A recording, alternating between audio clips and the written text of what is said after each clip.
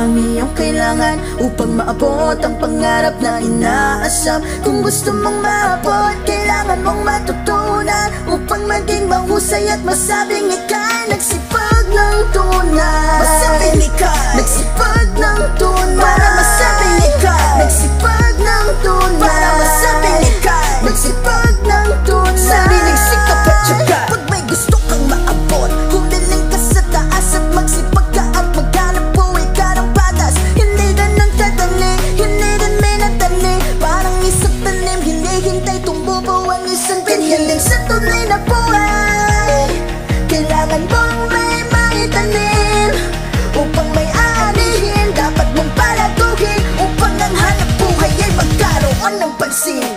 Sikap at tiyaga ang iyong kailangan upang maabot ang pangarap na inaasam. Kung gusto mong maabot, kailangan mong matutunan upang maging mahusay at masabing ika'y nagsipag ng tunay. Masabing ika'y nagsipag ng tunay. Para masabing ika'y nagsipag ng tunay. Para masabing ika'y nagsipag ng tunay. Sariling sikap at tiyaga, tugo at pawis ang ginugon ko. Mapatunayan lang na tunay na mekaniko. Pinasok ko ang mundo ng mga motorsiklo, kaya dapat palagi ka lamang nagpapakatotoo. Pag may gusto kang matutunan, piliin mo yung mayroong patutunguhan.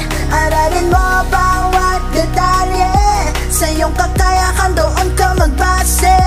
Halin tulad mo sa isang paligsahan na kung saan kailangan mong makapunta sa finish line. Takbo lamang ng takbo upang makarating sa dulo. Madapa ka man bigla pero tuloy mo lang ang laban.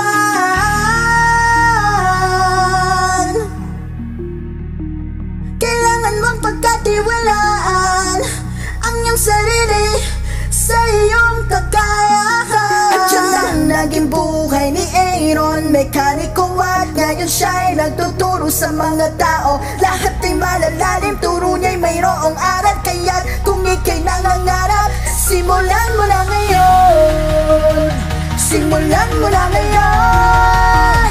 Simulan mo na ngayon ang sariling sikap at tiyaga. Sikap at tiyaga ang iyong kailangan upang maabot ang pangarap na inaasam. Kung gusto mong maabot, kailangan mong matutunan upang maging mahusay at